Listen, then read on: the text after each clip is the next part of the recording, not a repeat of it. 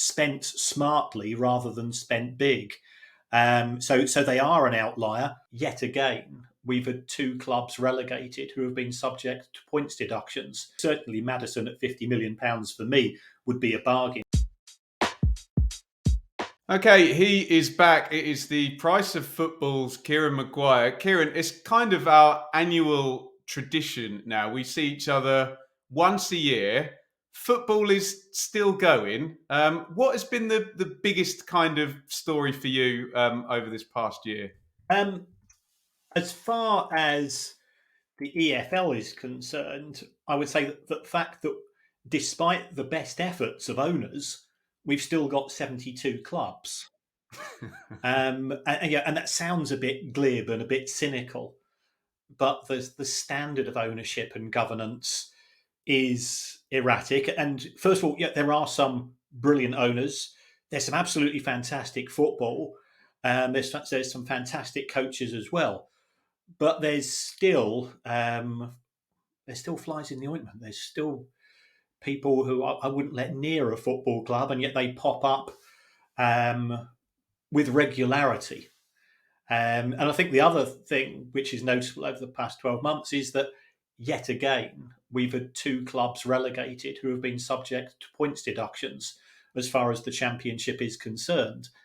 And that, for me, is a tragedy for football, because no matter what you think of the owners, no matter what you think of the administrators, and personally, I think the EFL under Trevor Birch do a good job. And I know people will be throwing bricks at me, but I've seen what they have to deal with, and it's a bit like trying to be a bouncer in a fairly rowdy nightclub. Whatever you do, there's always somebody else trying to kick off elsewhere. It's a shame. It should be about what happens on the pitch, but it's what's happening in the boardroom. It's about what's happening in terms of deals and charlatans and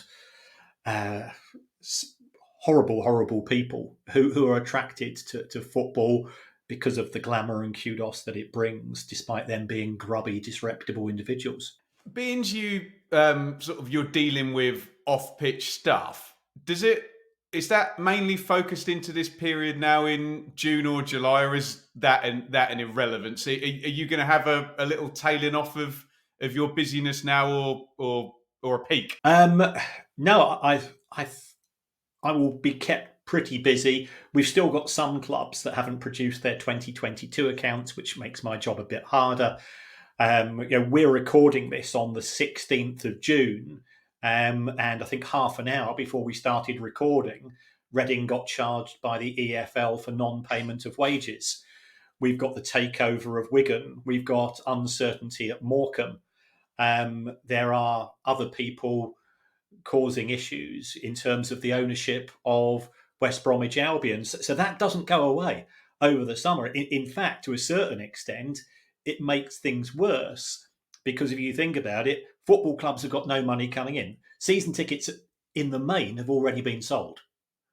So you're not going to get any match day income. You're not going to get any money from, or much money from, season tickets. So you've got relatively little money coming into the game. You might get an advance for next season's solidarity payments from the Premier League. That's probably about it. And you've still got to pay the wages for this month. You've got the transfer window opening and fans kicking off if clubs aren't signing players.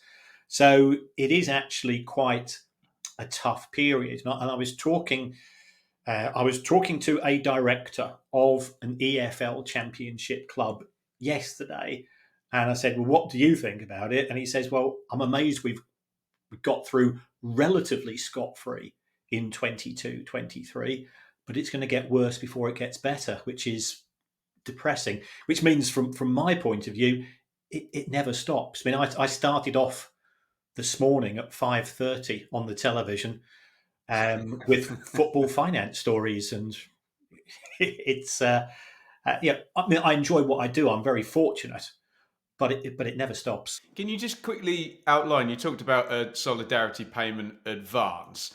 Is there, because bless the Burnley fans last year, they got a bit confused with all this, having not been in the EFL for a while. Is there a schedule and a percentage in terms of solidarity and parachute when they arrive at clubs that's kind of universal? Yeah, the Premier League normally give around about 60% of the overall payments to clubs in June or the start of July. So to be fair to the Premier League, and the Premier League comes in for a lot of criticism, some of which is warranted, a lot of which is not warranted. The Premier League are fully aware that June and July are pretty fallow months for football clubs. So they give money, first of all, to their clubs. And the reason why they're able to give that money to their clubs is because Sky and BT and Amazon give quite a lot of money to the Premier League in June and July. And the reason why the broadcasters do that is that they need something to talk about. And if they give the money to the Premier League, which gives it to the clubs, that fuels the transfer market, which gives the broadcasters something to broadcast. So there is an element of self-interest in all of this. But there, it does work out reasonably well as far as the summer distributions are concerned, and it just gives you that ability to, to effectively to eke out over the summer the existence of the club. So let's get into the Championship, Kieran, because a lot of people are very excited looking at this lineup as a bit of a potential classic. Because even if you just go on Wikipedia and Google the stadiums and the average attendances, you've now got a lot of big clubs in the Championship at one time. You've got Leicester, Leeds, Southampton all down. You've got the return of Sheffield Wednesday, Ipswich. Plymouth is a geographical one, which is fun. Watford and Norwich are still there. West Brom, we're going to come on to later. Don't worry about that. Sunderland, Borough in the northeast, the Welsh boys. What does, in terms of your eyes and your world, what does what I perceive a strong Championship, how does that equate financially? Well, we've got the good news and the not so good news. The good news is that we had effectively, we'd record attendances for a long, long while in the second tier of English football last season, and that's great. The EFL are absolutely delighted with that, and that's due to the level of competitiveness as far as the Championship is concerned. That's only going to increase because Leeds will sell out at Ellen Road. So you've got 37,000 guaranteed there, 39,000, whatever it is, each week. Leicester, especially if they get a good start, they will sell out. Southampton will do the same.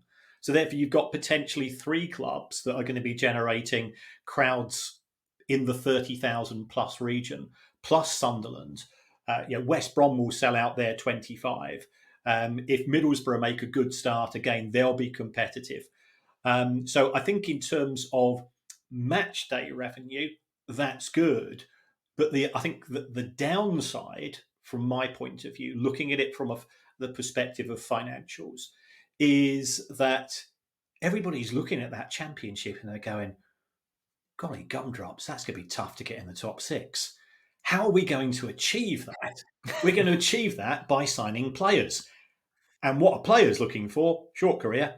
They're looking for money. So I'd expect to see, even if the amount of transfer fees are not huge, and I think clubs will be selling before they buy. So we've got Watford have already trousered 30 million from the sales of sales of Pedro, for example. I think there's Gyökeres could move on from Coventry. We've seen some players in the Championship being linked with moves to the Premier League, so there'll be a sell to buy. But even so, transfer fees themselves don't tend to be huge these days in the Championship, but the wages are still substantial. The average wage, £14,000 a week, 700 grand a year, and you've got a squad of 20 players. That's a lot of money going out. The only thing which might hold that back is that quite a few clubs are not far away from their limit as far as the FFP cost control measures are concerned, and that might hold some of the hardy perennials in the Championship back. But Bristol City, who regularly lose an 8-figure sum, they've been quite active in the transfer market already. So You know, we wait to see. I think it will be. I think it will be an expensive division. Last season, and by last season I mean 21-22, because the accounts always lag a year behind. Last season, wages I think averaged £107 for every £100 generated in the championship, which is lunacy. And I'd say, well, yeah, perhaps it's a one-off, but it's not. You know, in 10 years out of the last 11, championship clubs have spent more on wages than they've had bringing in, and that's despite increases in solidarity payments. That's despite new and better TV deals negotiated by the EFL itself. So there's no genuine willingness from club owners to cut back on spending. Do you think Bristol City early spending is?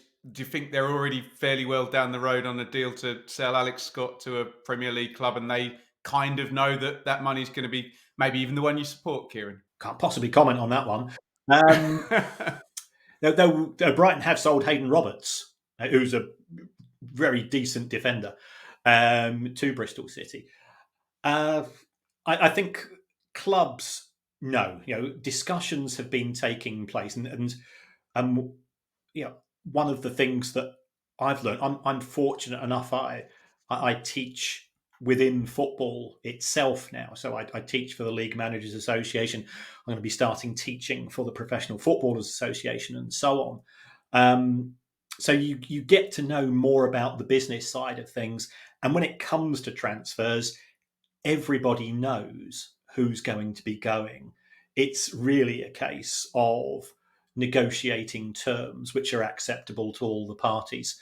So he could possibly go. I think he's in the probable rather than the possible, and rightly so. Fantastic player, and yet nobody wants to lose good players.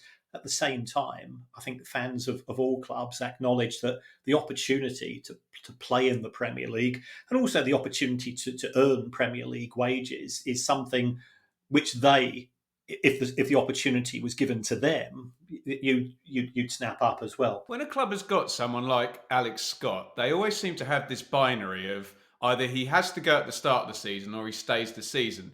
Is there an obvious reason I'm missing why clubs don't bake in, right, Alex Scott, you're going to play for us up until January and you're going to help us accumulate points, your value will increase and we will sell you in January. But clubs don't tend to. Why is that not a plan of lots of clubs? I think that if you know that you're only really going to have a player for half a season, it actually makes it more difficult on the buying side, because a club like Bristol City, to a certain extent, for financial fair play reasons, has to sell to buy. Then if they're going to sell Alex Scott in January, that's going to completely mess up their summer recruitment plans, and restrict them. And also, I think we have to be realistic. One person, one player can't make that much difference. So what clubs tend to say, unless a player has a fantastic half of a season, and therefore attracts interest either from the Premier League, less likely to be continental Europe, because the Premier League is very much where it's at in terms of money, then I think it's probably not going to be the case. So you said transfer fees aren't high in the Championship generally, but I would counter that by saying that James Maddison and James Ward-Prowse are on paper Championship players. Do you think? I think Nathan Ake was 40 million. Do you think we're going to get our first £50 million sale out of the Championship this summer? I think we might even get two of them. Well, when I say fees aren't high for Championship clubs when they're buying. Right. So we have seen some fairly substantial sums. Godfrey, Nathan Ake, and so on. So there's plenty of players that have moved on, and also we've heard clubs in the Championship historically who have had a player trading model, and I think very much the poster boys of that will have been Brentford. The ability of Brentford to identify players on the continent and recruit and then move on has been very successful. But we're not seeing the money being respent on a single player. Even a few years ago, we had the likes of Borough spending 12, 15 million pounds on a player. none of those deals particularly worked. We might see Leeds spend some big sums if they've got new owners, for example. You might see Leicester City if they get, certainly Maddison at £50 million for me would be a bargain, having seen him play in the Premier League. So if you sell him and Barnes, plus you've got 8 players who are leaving at the end of contracts, Tielemans has gone to Villa, for example, then that frees up a lot of money, and therefore the clubs coming down are in a position because they've sold players to reinvest.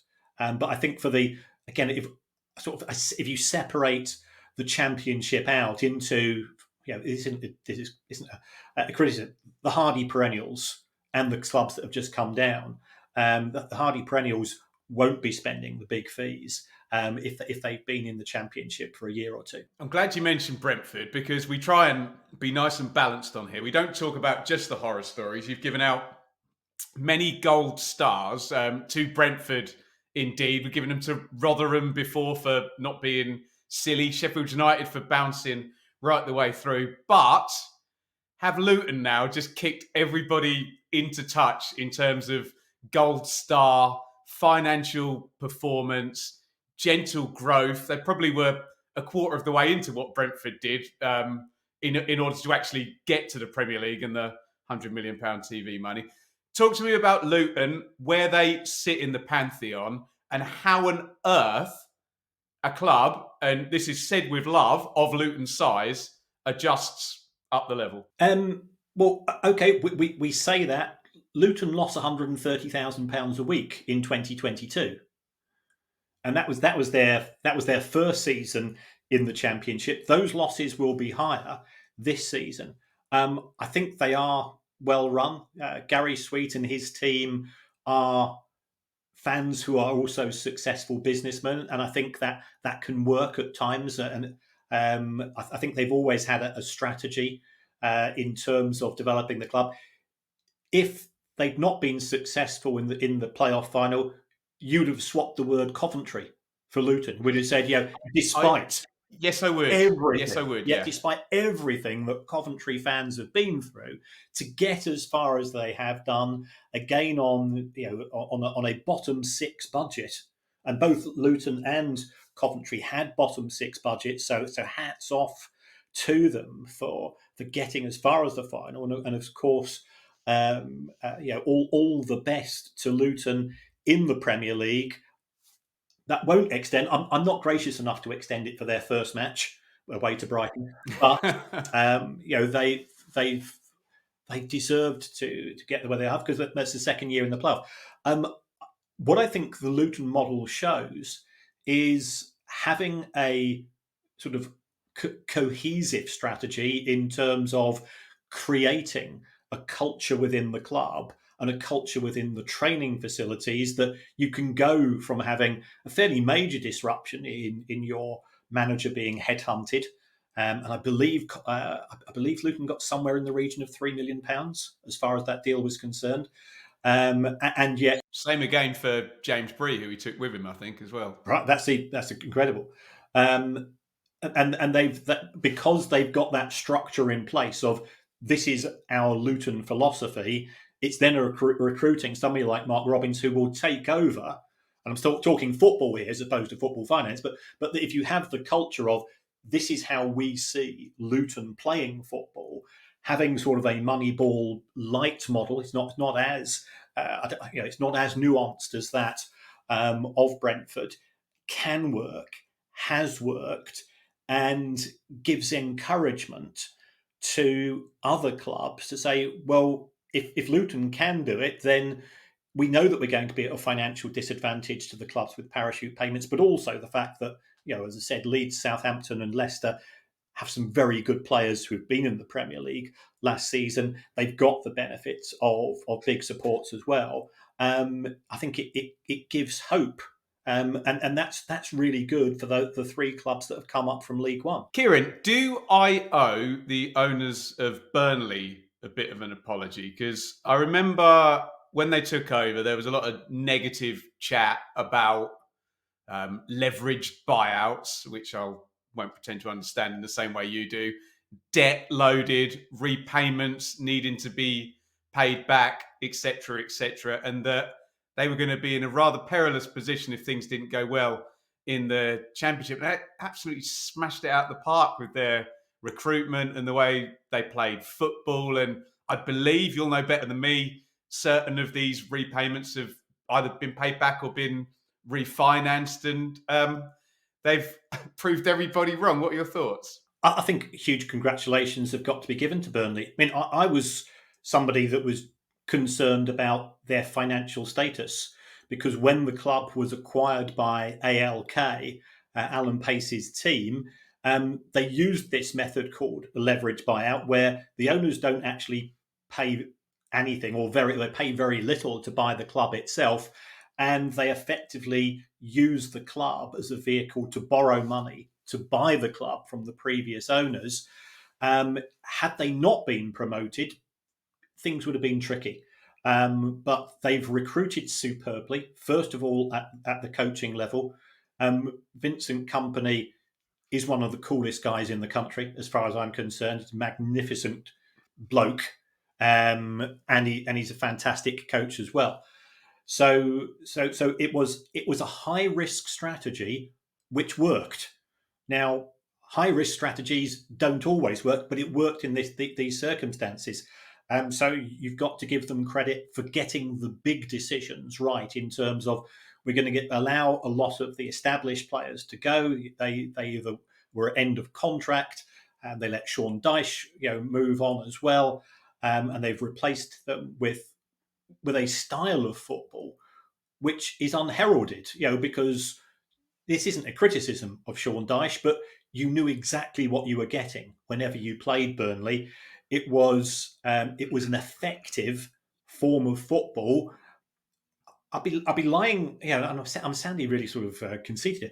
I'd be lying if I enjoyed watching it because you knew what the aim was to do. Under Sean Dyche, I think Burnley had the ball in play for the fewest minutes on average in the Premier League because everything was long diagonals, long balls up the line, and it worked. Burnley in the Premier League were probably over the course of the last decade the second or third highest profitable club in the division, and for a club with a 20 low 20s capacity stadium, isn't getting big commercial deals. It was extremely well run, and I know enough about Burnley that they always have a very tight wage structure, so nobody's paid more than a couple of grand more than anybody else. So it's not like Lots of signings from the EFL as well, Kieran, over that 10 years into Burnley. yeah, and they've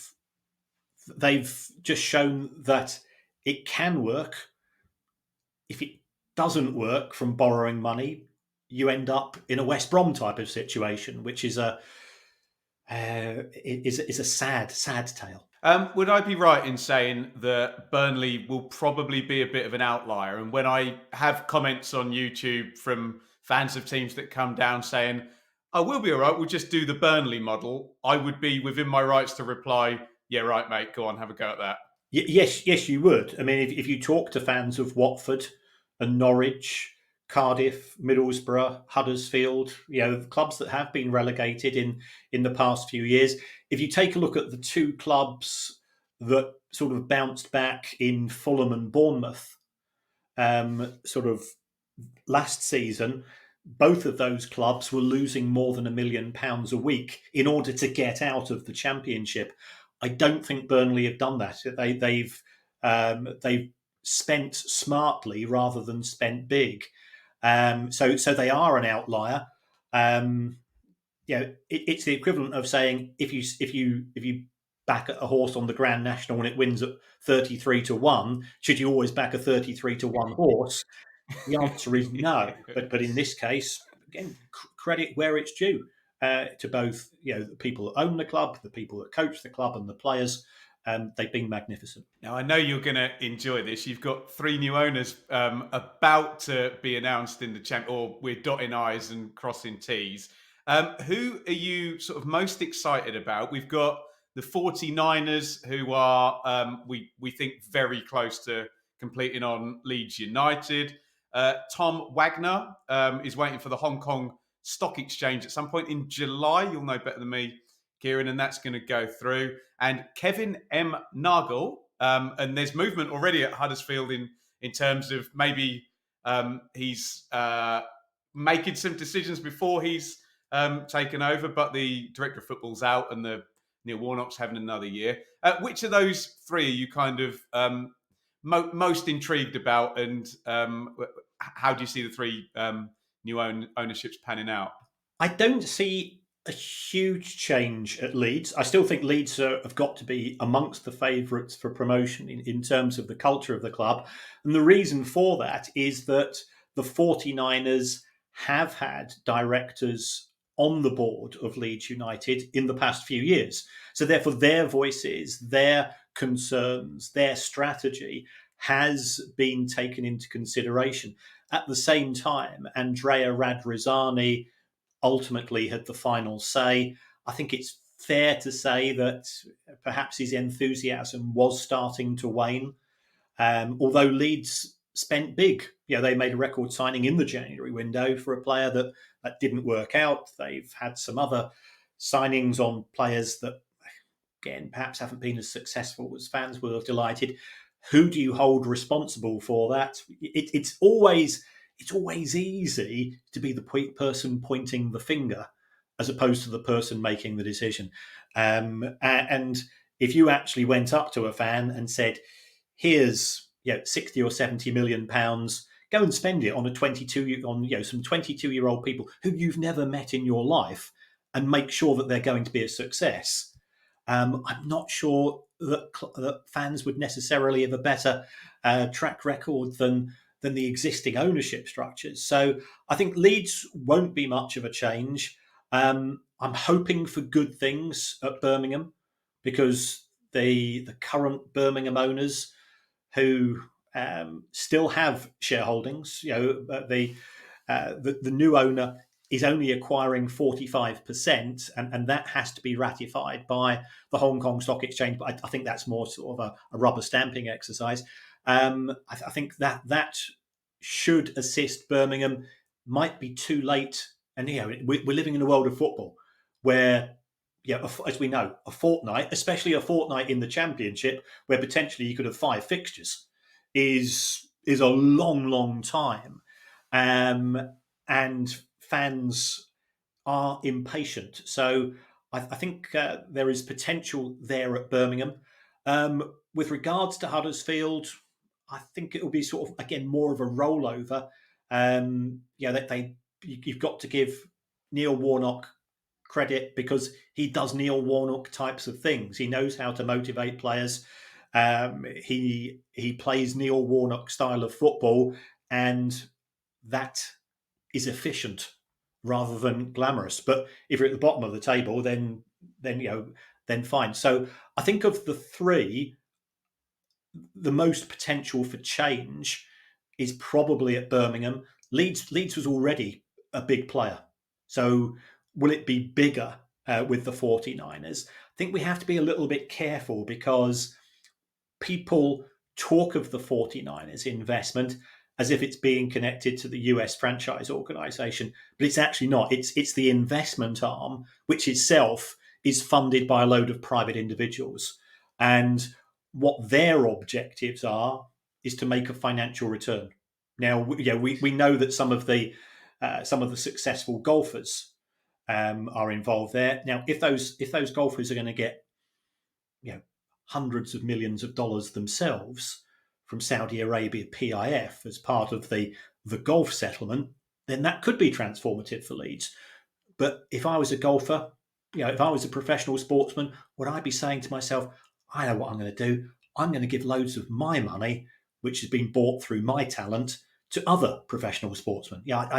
I'm not convinced that that's going to be reality. Are you still expecting Leeds to kick everybody's backside if we take potential transfer income out of it, with a year one parachute payment, their commercials and gate receipts, and their ability to draw TV audiences, let's just say, and be at the top of Sky's particular decision-making process.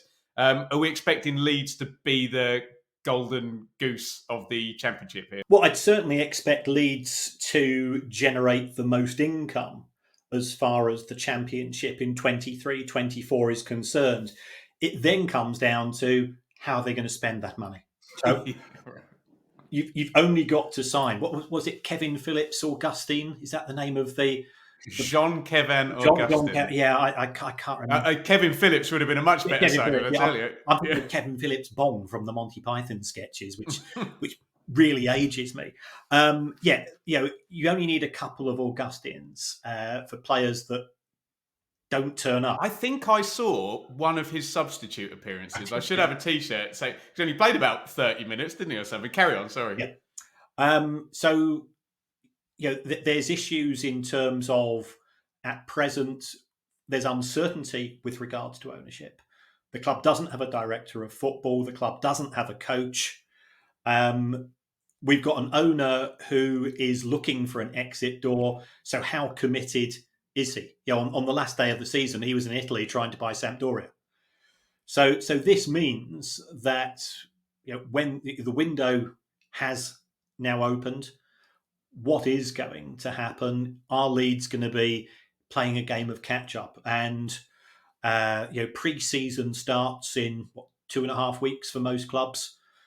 If you've got vacuums as far as key decision-making parts of a club are concerned, I think you have got a greater challenge than otherwise. Now, there's no reason why new manager comes in, signs 4 fantastic players. Leeds will have a bigger budget than the vast majority of clubs in the Championship. So I wouldn't say that they are certs, because I honestly think this is the most competitive Championship we've seen for a long, long time. So therefore, nobody's a certainty.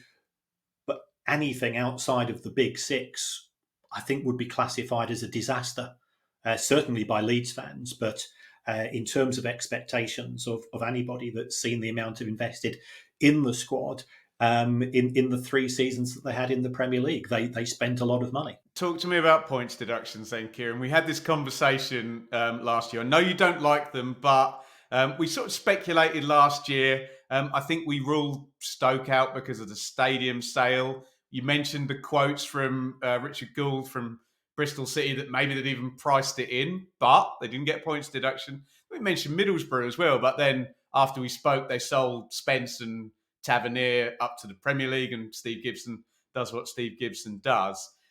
In the end, it was bonkers Wigan and bonkers, suspended points deduction for Reading. Points deductions this year, and I'm sure your answer will, but if it doesn't parlay into a certain Black Country club, could you speak about West Brom as well? There are clubs which are probably in a slightly more precarious position than others. So Reading is no longer the Championship's problem. So therefore, they go out of my bingo. In terms of looking at others, you've got Blackburn, who are losing a lot of money.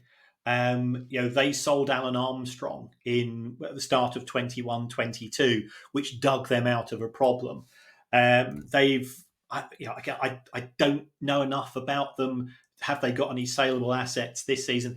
Well, certainly, Ben Brereton Diaz went. His contract ran down, and they didn't get any money for him. So that's really disappointing. Yeah, but they were gambling. I was at the Amex watching the Millwall versus Blackburn match on the screens before our match kicked off towards the end of the season, and that was just one of the most crazy matches of all time. The Venkies are an enigma, but they are huge gamblers. They write out these checks on a regular basis to financially subsidise Blackburn Rovers. They effectively put the maximum amount that they can in as far as taking the club to this £39 million limit.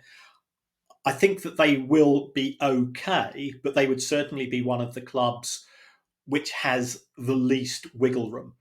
Bristol City won't have any wiggle room unless they sell. As we were previously saying, if we take a look at some of the others, Preston have been losing money. In fact, Preston's losses have increased. They're losing £20 million a season. £20 million in the most recent season. Again, they've not got a lot to sell. They're not particularly active in the market. All of these clubs have to tread a very fine line. Cardiff lost 25 million. They managed to get that down with a little bit of player sales and so on, but even so, it's I'm looking at this list of numbers here, and it's pretty scary stuff. Now, this brings us on to Stoke. Got the benefits of the sale of. Fortunately, they managed to find somebody willing to pay a lot of money for the Bet365 stadium. And you've got to say that Bet365 paying a lot of money for the Bet365 stadium from Stoke City, who are owned by Bet365, was just a fantastic stroke of luck. And hats off to them for it. Must have been a really tough negotiation there. And I think they got the best side of that deal, did Stoke City. In the case of West Brom on a profitability point of view are probably not too bad. So I don't see them suffering in terms of FFP. My reservations with West Bromwich Albion is, given the behaviour of Gouch and Lai and some of the people that we've already seen hovering around the club, it's not great. Gouch and Lai is not a good owner. Some of the names I've seen mentioned don't fill me with comfort. But if they put money into the club, that plugs that initial hole. You've then got the ongoing issues of there have been owners and previous owners who have taken money out of the club, and that's unheralded in football terms, and that money's not gone back in. So, is that going to form part of the deal? If West Brom aren't sold, we've got a problem. We've got a big problem. So this is you're talking about a 12-point deduction for going into administration rather than a P&S for putting in some awful accounts. That would be my major, that would be my concern. It's not a case of breaching P&S.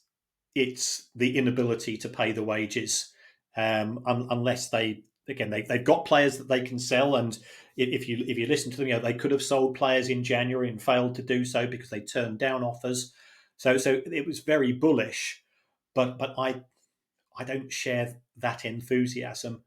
Unless they do shift inventory. Horrible thing to talk, a horrible word to use about the talents of a young man. But I think they will have to sell in order to pay the regular bills. So I believe the number for West Brom, Kieran, is 20 seasons now. They've either been getting the nice Premier League TV money or a parachute payment. Now, I can talk to you about a team that can beat that number because I support them, and I would love to hear you talk about Ipswich Town. Now, beings I've been, trying to lecture people on football finance for years, not to your standard, of course.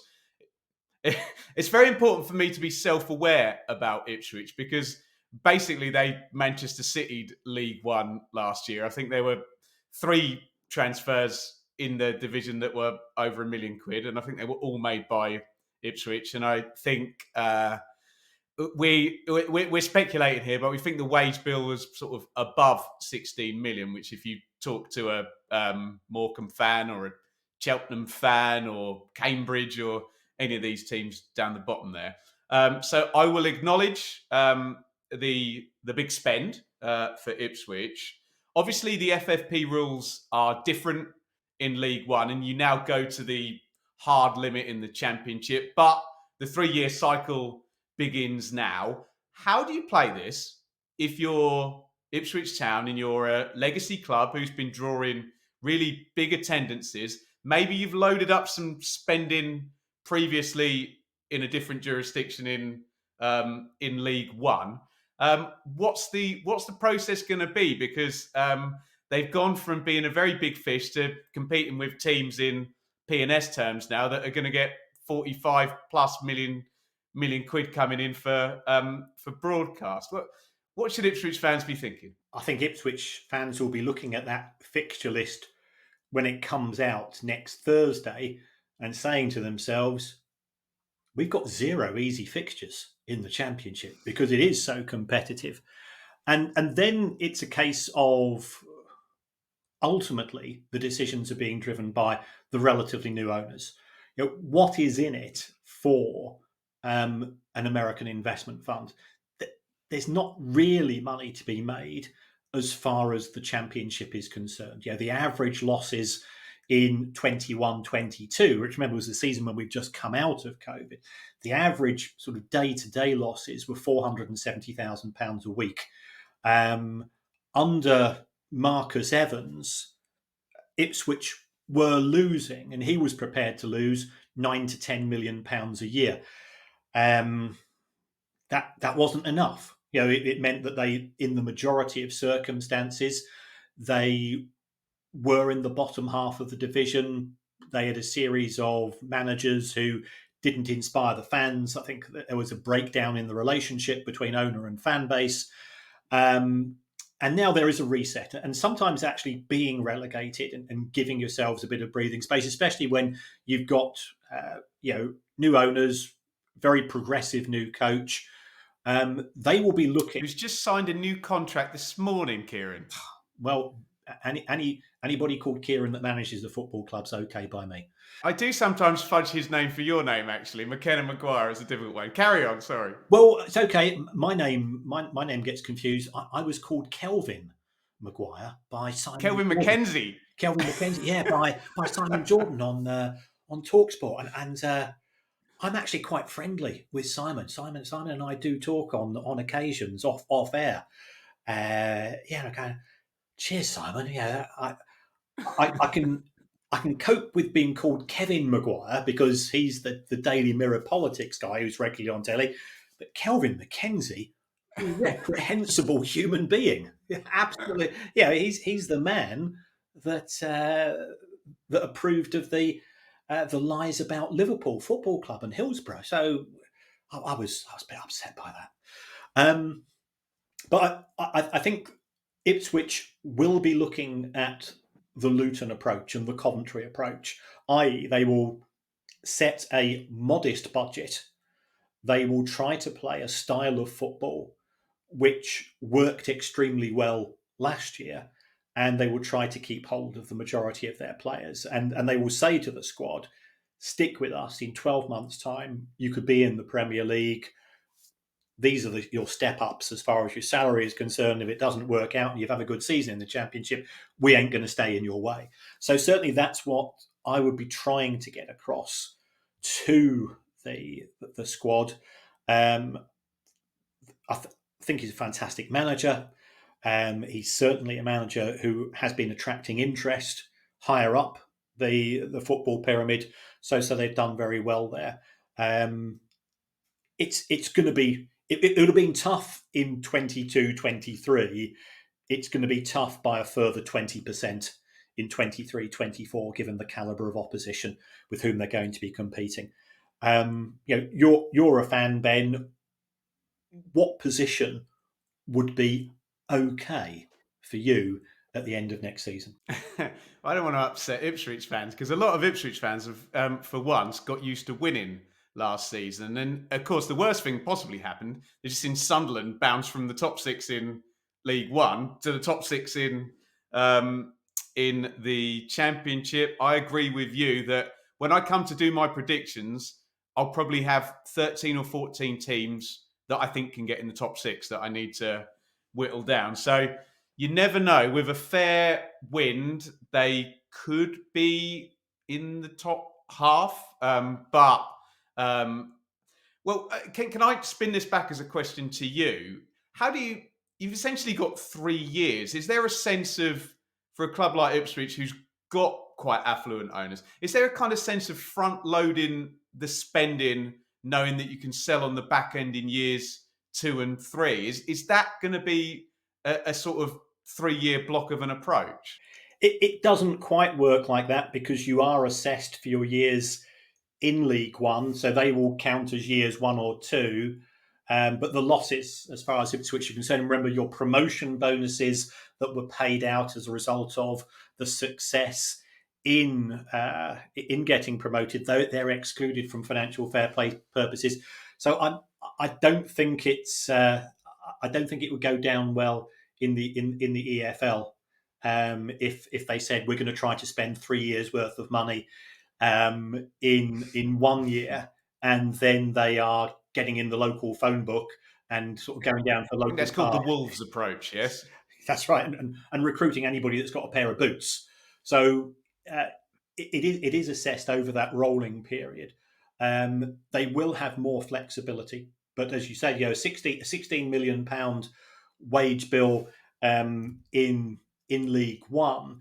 That's bigger last season than Luton. It's just behind that of Millwall. It was higher than that of Barnsley and the Hull and Blackpool. And appreciate some of Blackpool got relegated last season, but it's quite high. It's very high. Of course, that number won't be confirmed. We are in speculative terms here until about April Sure, next absolutely. year. Just to Yeah. be... And it will be higher next season because players will have step ups as far as their contracts are concerned. Interesting. Right, a couple more, Kieran. I won't keep you. I did a video the other day ranking the 24 Championship owners, and I want to see if you balk at my top 5. Okay, are you ready for this? Number 5, I had John Berylson of Millwall, always punching above their weight. I like John. He's got a very good chief executive in Steve Kavanagh. And good chief executives they're not priceless because ultimately they do have a price and they will go elsewhere. Steve is a numbers guy. He cut his teeth at Southend. I know Steve quite well, and he's a very safe pair of hands that won't jeopardise the club. So yeah, I'd certainly have him in the top 5. Number 4, I had Simon Hallett of Plymouth, just purely to go League 2, League 1, Championship.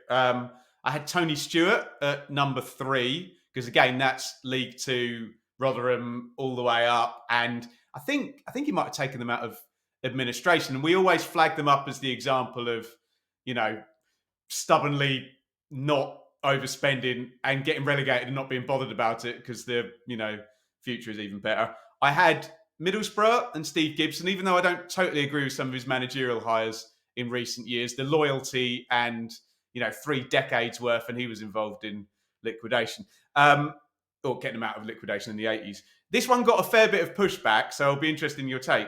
I had Leicester at number 1 purely on the basis that the dream of any Championship team is to go into the Premier League, and they won the damn thing. And I just thought, if you said to any ownership or fan base, you're going to win the Premier League, you're in the Championship now, it just seemed so fantastical. Maybe that's too much of an on-pitch answer for ownership. But what do you think of my top 5? Any bloopers in there? I would agree with 4 of those. Again, I know Simon Hallett.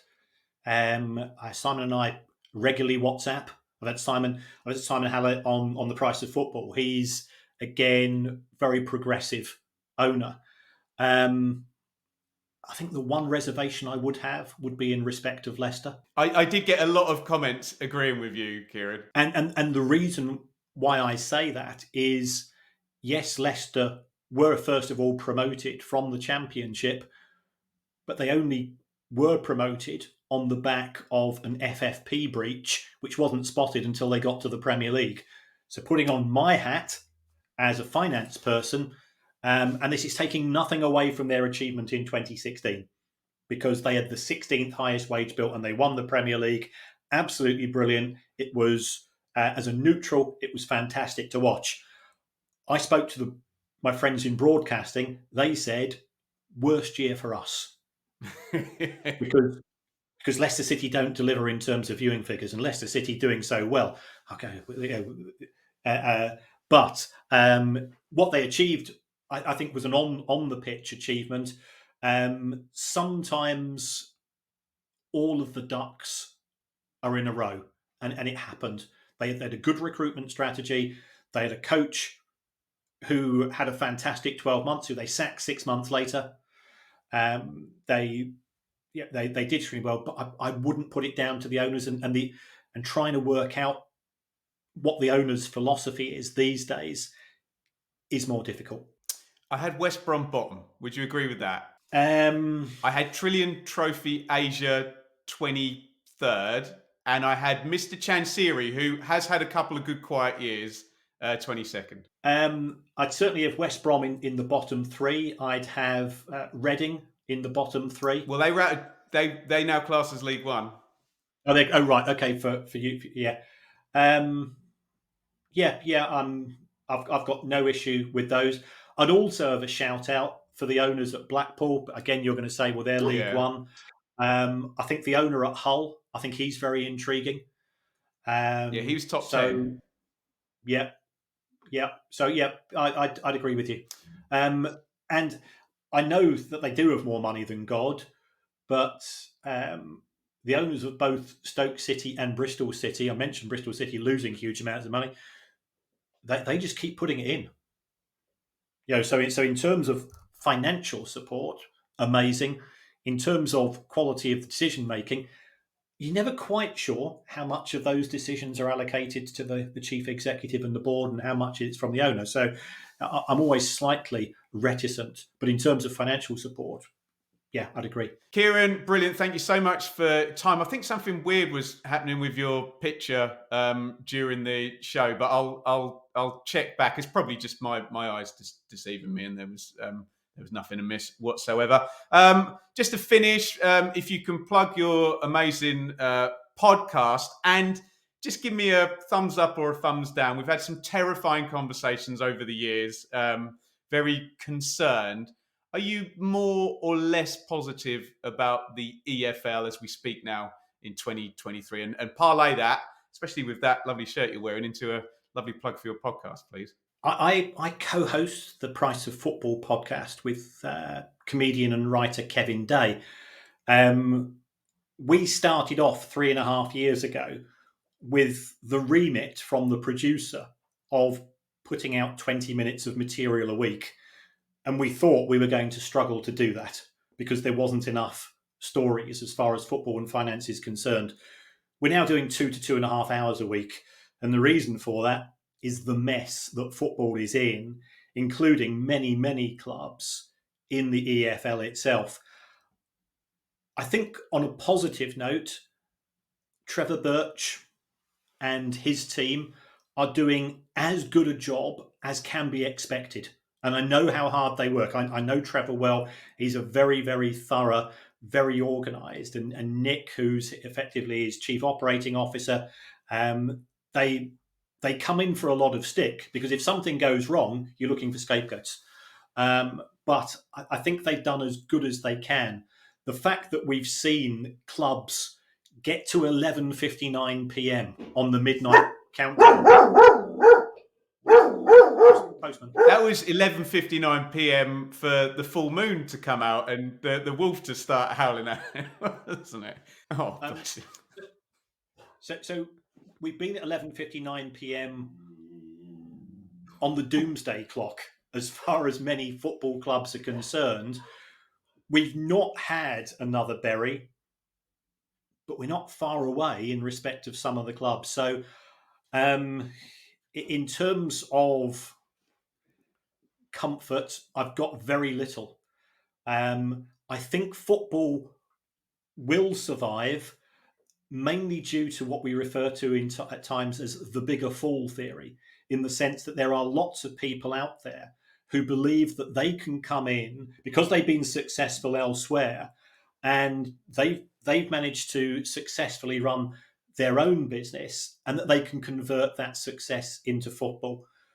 But you've only got to look at rugby. We've lost 3 senior rugby clubs in the course of the last 12 months. The only reason why we've not had exactly the same in football is that we managed to mug off 3 people or more to go and buy football clubs.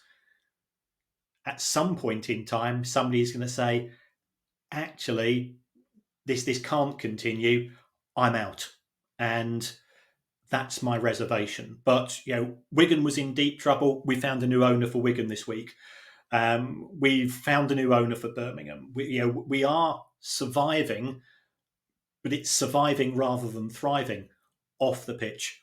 On the pitch, Championship football next season is going to be amazing.